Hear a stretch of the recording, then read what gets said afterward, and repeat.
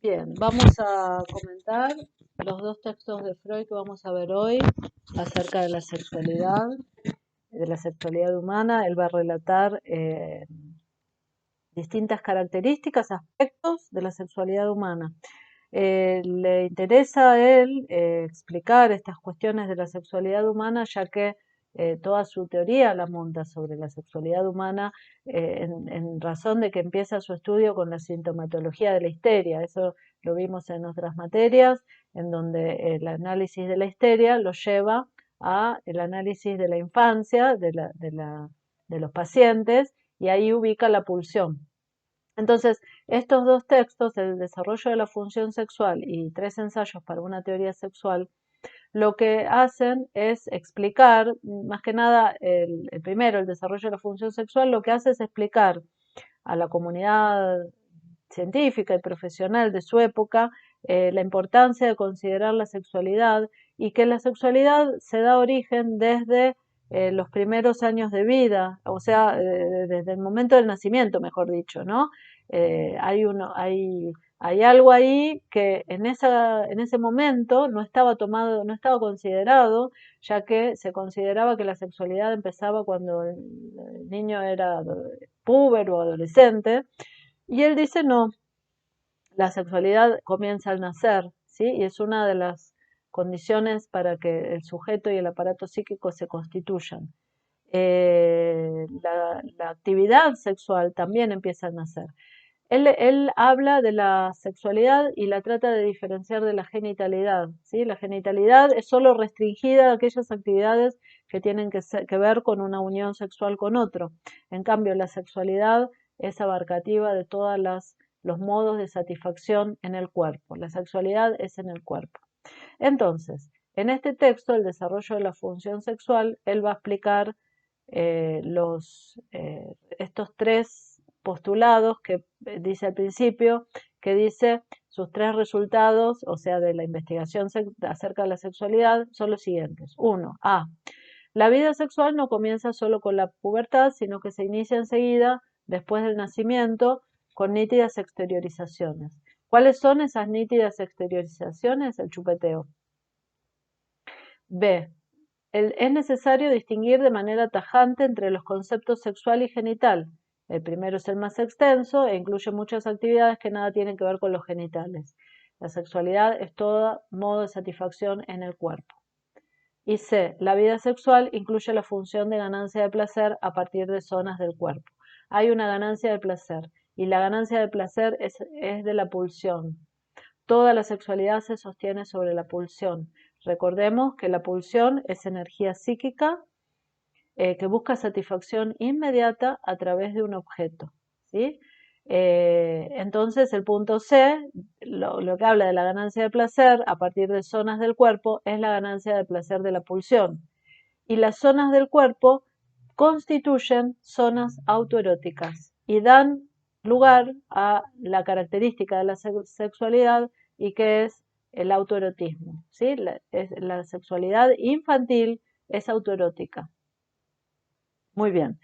Entonces, una vez aclarado esto, después Freud va a empezar a hablar de las distintas etapas de la pulsión, la oral, la anal, la fálica, está todo en este texto, y explica, ¿no? Una versión abreviada de tres ensayos, que después lo va a explicar en detalle cada etapa. Y por último va a tocar tres puntos que tienen que ver con también como un resumen de lo que vino hablando hasta ese momento, y dice el primer punto: se conservan muchas investiduras libidinales tempranas. El ser adulto, en la adultez, conservamos, no se pierde, los modos de satisfacción no se pierden, conservamos investiduras libidinales tempranas, o sea, modos de satisfacción tempranos, encontrados. Punto 2. Algunos de estos modos de satisfacción temprano son conservados a disposición, al servicio de la unión sexual con otra persona y se denomina placer previo. Es decir, que todo lo que aprendimos, esos modos de satisfacción en la infancia, lo tenemos a disposición para encabezar previo al acto sexual con una persona. Y 3, otras aspiraciones son excluidas de la organización y son por completo sofocadas. Acá intervienen los mecanismos de defensa con la sofocación, represión. Algunos modos de satisfacción no subsisten porque son sofocados. ¿Por qué? ¿Por qué una pulsión se sofoca? Porque las acciones sociales, morales, impiden su descarga, su satisfacción. O bien, dice, experimentan una aplicación diversa dentro del yo, ¿no? Porque van constituyendo rasgos, formas de ser, ¿no? Hay personas que son más defensivas, más estructuradas, más duras, más rígidas, y eso va armando, tiene que ver con los mecanismos de defensa, tiene que ver con todo este movimiento de la pulsión y su tramitación, y esto va quedando en la forma de ser de la persona. Bien, con respecto a 3 ensayos, en 3 ensayos habla de la pulsión también, ¿no? Explica los modos de satisfacción de la pulsión, explica que la pulsión se apoya en este o en el otro, en los dos. Se está diciendo que la pulsión se apoya en la etapa oral en la función de la nutrición, pero después se independiza. ¿Y cómo se independiza? Y porque vemos que el niño sigue chupeteando, claramente por eso. Y va a decir que durante todo el periodo de la infancia, de los primeros años de vida, esta pulsión va a estar exacerbada, va a estar a disposición de buscar y encontrar diversos modos de satisfacción hasta los 6-7 años.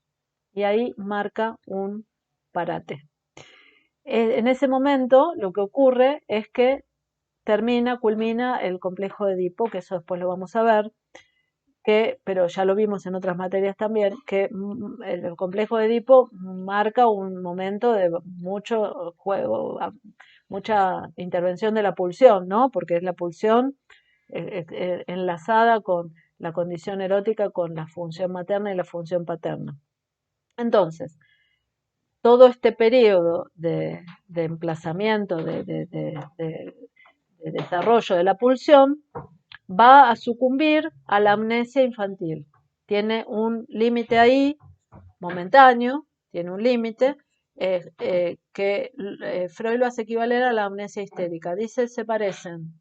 Así como la histérica olvida lo que reprimió para preservar su psiquismo del dolor y del malestar, así el ser humano olvida lo que transcurrió hasta los 7 años para preservarse del dolor psíquico de todas esas situaciones de la sexualidad en relación a lo incestuoso y a las normas sociales y todo eso que estaba implicado ahí. El aparato psíquico hace caer bajo la amnesia todos los contenidos anteriores a los 6-7 años.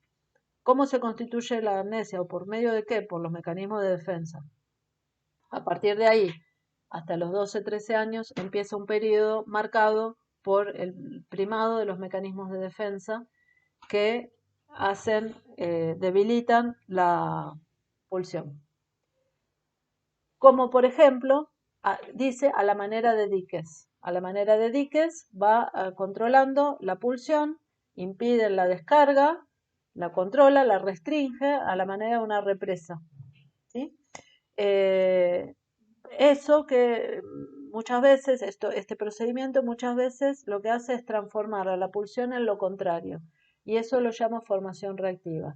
Entonces, si hubo mucha intensidad de satisfacción en el chupeteo, posiblemente la formación reactiva constituya asco, o sea, forme que la persona tenga asco al alimento.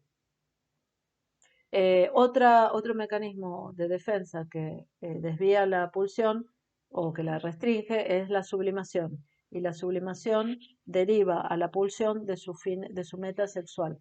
La deriva de ahí hacia otros fines que son socialmente aceptados. Por ejemplo, el arte. Entonces, en vez de expresar su pulsión en una satisfacción en el cuerpo, pinta, hace una escultura. Y por último, los fallos. Dice Freud, ¿es efectivo esto de la pulsión, los mecanismos de defensa, todo esto que estamos hablando? ¿Es 100% efectivo o no? Durante todo el periodo de latencia incluso hay fallos. Hay niños en los cuales se ve una exacerbación de la pulsión aun cuando debiera estar suprimida, apaciguada. Ahora, con esto también lo que hacemos es corroborar de vuelta el cuadro que vimos la vez pasada con el marco teórico que nos incluye en el psicoanálisis, que es el modelo organicista, y el modelo organicista ya decía, no se logra determinadas pautas, todas las pautas que son esperadas o supuestas o en general se dan en todo el mundo, en realidad no se cumplen en todos de la misma manera, no se cumplen en todos, o sea que lo que da el modelo organicista es la posibilidad de explicar qué es lo que está haciendo acá Freud, explica, bueno, en este caso pasó tal cosa, tal otra, puede darse tal situación, puede darse tal otra, no se da un 100% de la represión de las pulsiones, nunca, hay fallos todo el tiempo. Y bueno, y esto deja presentada la posibilidad que nos da este abordaje de entender al niño, de explicarlo, de entenderlo, de describirlo, ¿no? Y de no buscar nada más que resultados. A continuación, la vez que viene, vamos a ver las etapas de la pulsión, que sigue en orden, que ya las vimos en el otro escrito, pero de forma muy reducida. Vamos a empezar por la etapa oral y vamos a empezar por el chupeteo. Entonces, ustedes les dejo de tarea que lean el chupeteo y creo que hasta ahí les dije, o no sé si un poquito más. Me parece que es eso nada más. Y la próxima arrancamos entonces con ese tema y vamos a seguir viendo las etapas de la sexualidad.